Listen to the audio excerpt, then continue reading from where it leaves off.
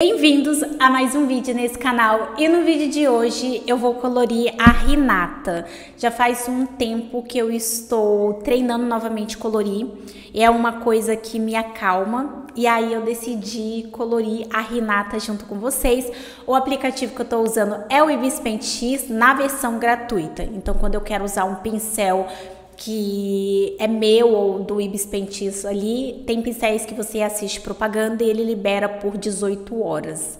E aí, enquanto isso, a gente vai conversando.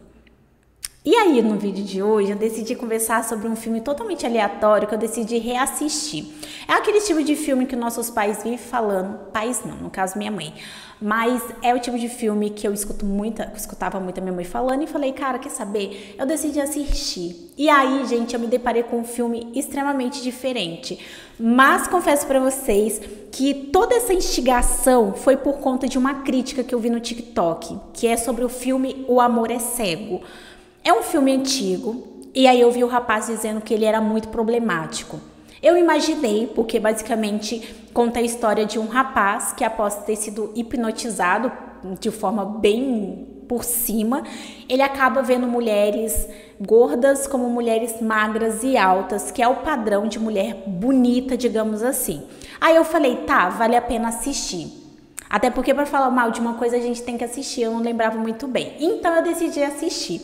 Me deparei com um filme que fala sobre exatamente isso que eu estou falando. E a questão problemática que eu vi o rapaz dizendo é justamente esse padrão de colocar a mulher gorda como uma mulher feia e uma mulher magra como uma mulher bonita. E aí existe uma coisa chamada contexto do filme. E eu reparei ali nos primeiros 10 minutos de filme, que esse padrão não é um padrão universal, e sim um padrão para aquele cara especificamente. Porque no começo do filme conta a história dele, que quando ele era criança, o pai dele estava ali no leito final, e o médico fala que ele tá tomando muito remédio, que ele não tava sóbrio o suficiente para conversar com alguém.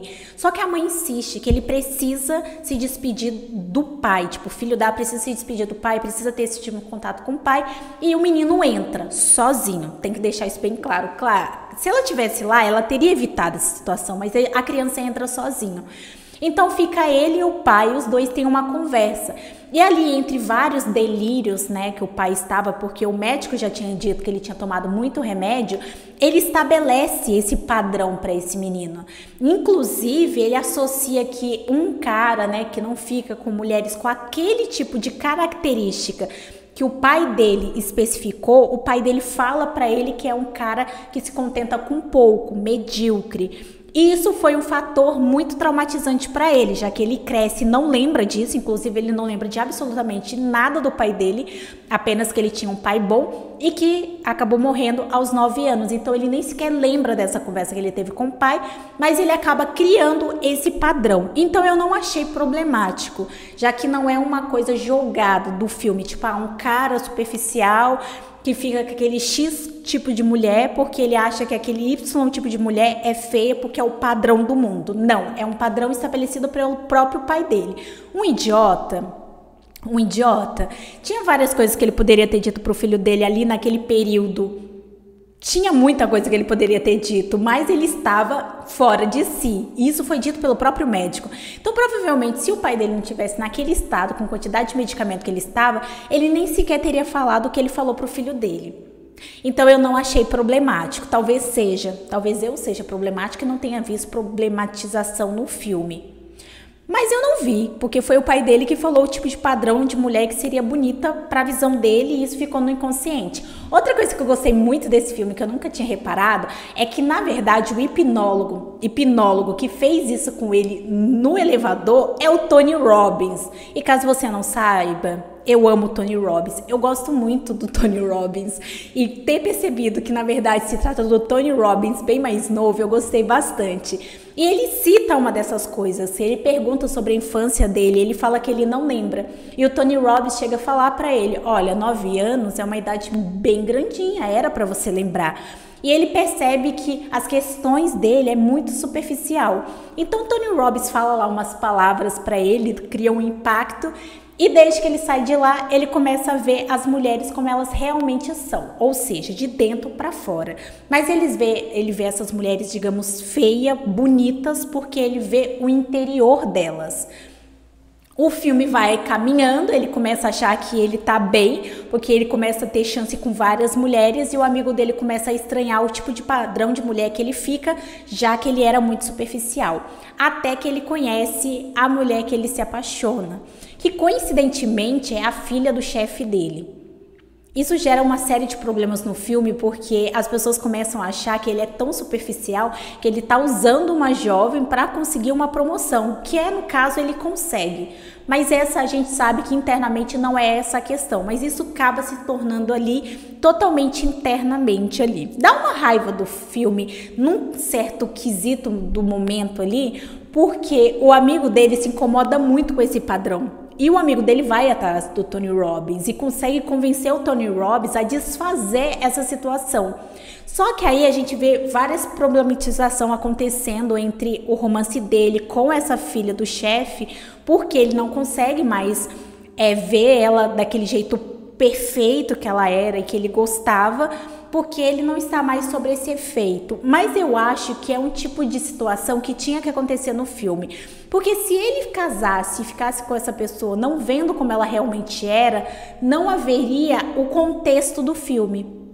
Então, quando ele chega numa certa situação onde ele vê a Rosemary, se eu não me engano, como ela realmente é, ele faz uma escolha de estar com ela como ela é e achar ela linda. Tanto que é tão legal que quando ele vê ela como ela realmente é, ele acha ela bonita.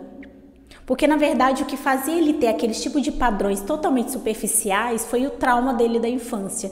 Então, eu achei um filme bem legal que, de forma interna, fala sobre muitas questões terapêuticas que está sendo bem tratadas nos tempos atuais, e não é um filme atual, de uma maneira mais inusitada, mais engraçada, mais leve, o que eu não achei problemático. Como eu falei para vocês, né, meu interesse de rever esse filme foi por conta de um vídeo que eu vi onde o rapaz fala que há uma problematização muito grande com esse filme, já que eles colocam mulheres magras como mulheres bonitas e mulheres gordas como mulheres feias.